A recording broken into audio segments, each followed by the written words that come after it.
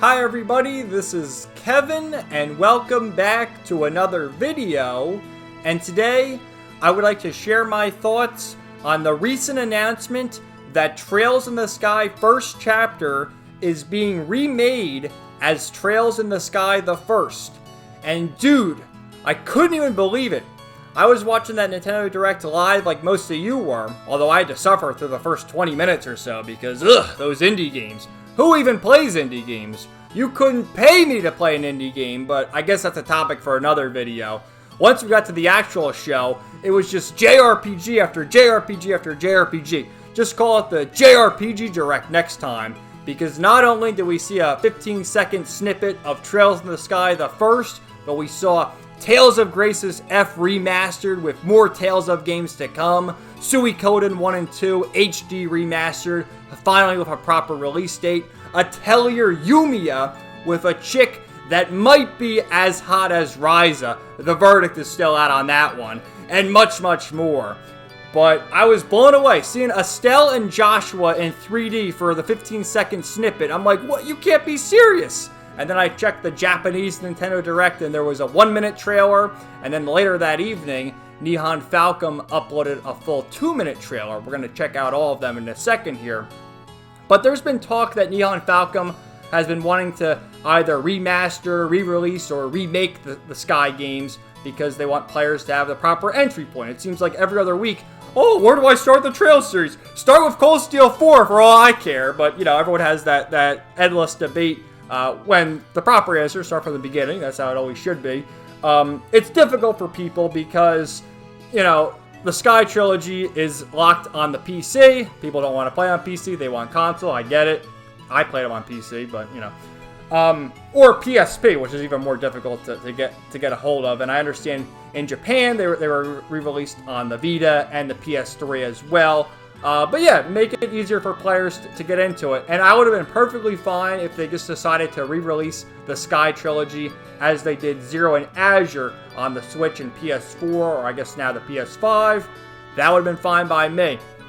But seeing Estelle and Joshua in 3D, hearing that music again, oh yeah, I'm sold. The 3D Sky Trilogy, seeing our heroes traverse the Liberal Kingdom, and perhaps even Phantasma when we get to Sky the Third, and the legend, Kevin. May 1,000 thorns adorn your flesh with despair. May 1,000 thorns adorn your flesh with despair. May you be as dogs, ignorant and alone. Strike! Unholy spears of time!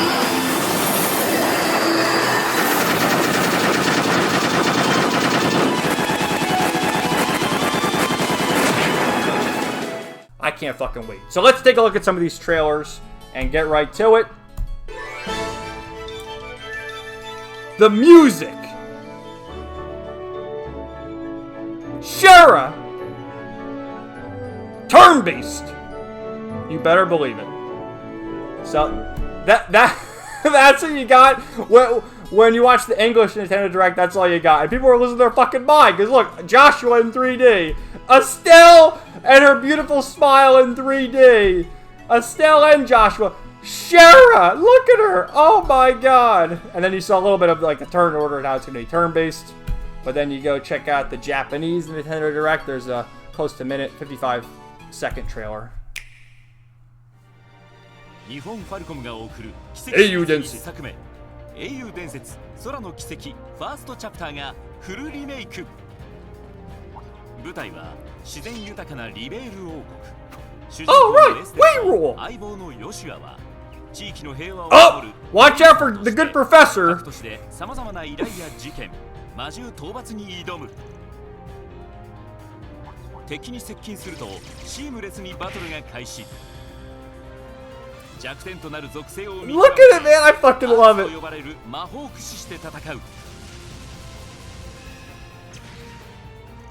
There's Aina. Oh, dude, we're gonna see the homie Anton again too, of course.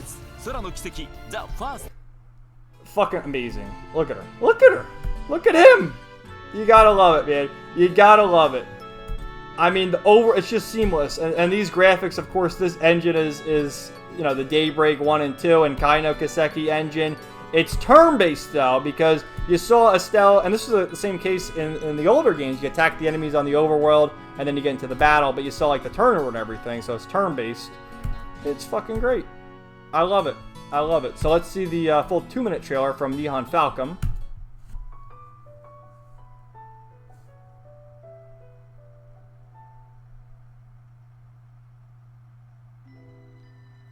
Dude, the music! I'm getting goosebumps watching it! Oh, the tower! Oh, the new artwork, too, of Estelle and Joshua, too. We're going to talk about that. Oh, man.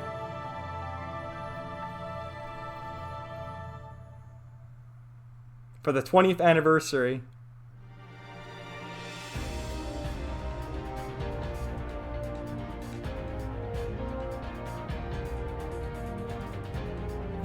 Okay, well, actually, let's watch this first, then I'll go back and talk more about things. But you see up in the top left, right?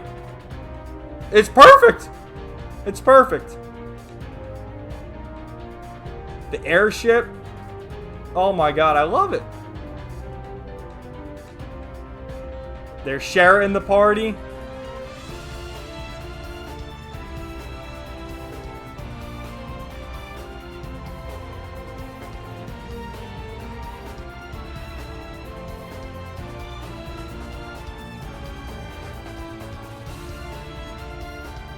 Oh my god!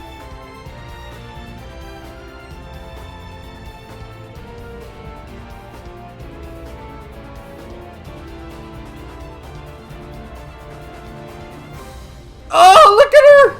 Look at the new illustration too! And Joshua, look at him! 2025, baby. I don't know what any of that says, sorry. That's so cool walking in the overworld too, seeing the other airship. I wonder if that's gonna be the case, like, as you're walking, just airships will go by. Look at that, look at Estelle and Joshua! Oh my god, I freaking love it. But yeah, I want to go back here and just show you. Again, dude, I would have been perfectly fine if they just re-released the games. You know, the original games similar to Zero and Azure. That would have been fine by me. I'm not picky at all. And so the 20th anniversary game actually is Kai no Kiseki. That celebrates 20 years. So when this game releases in 2025, it'll be 21 years. But this is their 20th anniversary project. So the fact that it's the first, we're obviously going to have to get the second and the third re-release as well. Because, you know, that's what Falcom's been wanting to do, to get more people to play the series and to start from the beginning. Yeah, I can't wait. Imagine, you know, seeing all the other... Louve! I mean, seeing everything again in 3D. But yeah, look at right here. Like, dude, I don't want to bash the 3D whatsoever. The 3D looks absolutely fantastic, but there's just a certain charm about this, about the Sky Trilogy, Zero and Azure, and going back to like the older East games, the Nepishtim Engine East games, E6, the Ark of Nepishtim, the Oath in Felghana, and Origin. There's a certain nostalgia about this style, but in my opinion, they perfectly translated it here. Like, you see, like, there was a little fence there, just the road. Look at this. Perfect. And then it shows, too, watch this, ready? As Estelle walks into the city, there's the loading screen for the original game, but here, she just walks into the city, and you see how she does that animation putting the staff behind her. I love it. Again, I love this, too. Don't get me, I love this maybe even more, but the 3D, how can I not love the 3D? It's a perfect translation. Again, there's the airship. It just gets me even more excited to see, like, Louve, and then later, Phantasma, baby. Phantasma! So, this was the Nihon Falcom Twitter, which we translated it. Set in the Liberal Kingdom, the story of Estelle and Joshua, aspiring bracers, is revived in a full remake. The Legend of Heroes Trails in the Sky, the first tentative title, scheduled for release in 2025. And there's the teaser trailer we just watched. This is the official website from Falcom. You know, Estelle and Joshua, just looking at the trailer again. I don't know what any of that says. I apologize, but it's in 3D. It's beautiful. You gotta love it. However, the one thing people are wondering is what's going on. What console is this going to be on? Is it going to be on the Switch exclusive or what? because the way I view that Nintendo Direct, every game I'm interested in, I'm buying on the PS5. This game, we don't know yet. So far, it just says the Switch. Some people have said, okay, it just says the Switch because Nintendo got the rights to reveal it first at the Direct. And I would imagine they'd release it on at least the PS4 and PS5 as well, because, you know, Falcom's always, that's been their console. Falcom usually released things on the PC until recently. Then it became like you know, the PlayStation Vita, PS3, PS4, PS5, and now it's gone to the Switch, because even still, Trails of Cold Steel 1 and 2 are on the Switch, but only in Japan. So here's some other screenshots people were able to get. There's English translations, and people were wondering which translation this is, which it's likely the Exceed translation, because they already have it. Why not just use it again? So there you go, using the arts. Hey, get back here, you little furball. Look at Estelle's face. So cute, man. So there's some screenshots right there. Let's get to it and make it through this last hazing from Shara. And this article from Gamatsu. The Legend of Heroes Trails in the Sky the First announced for the Switch. Update due out in 2025 worldwide. So let's take a look at this. Falcom has announced The Legend of Heroes Trails in the Sky the First, a remake of the original The Legend of Heroes Trails in the Sky for the Switch. It will launch in 2025 worldwide. Alright, this is, I guess they translated the official website, so let's take a look. An unorthodox story that depicts the journey of two companions. The protagonists are Estelle and her partner Joshua, who aspire to become bracers, protectors of peace in the region. As they take their first steps as apprentice bracers, the duo travels across the Liberal Kingdom, resolving various requests and incidents in each place they visit, gaining experience as bracers along the way. A full 3D remake of the Trails in the Sky world. This game, a full remake of The Legend of Heroes Trails in the Sky, faithfully recreates the Liberal Kingdom setting in full 3D. Transitions from fields to towns are now seamless, we saw that in the trailer, allowing players to feel fully immersed in the world of The Legend of Heroes Trails in the Sky.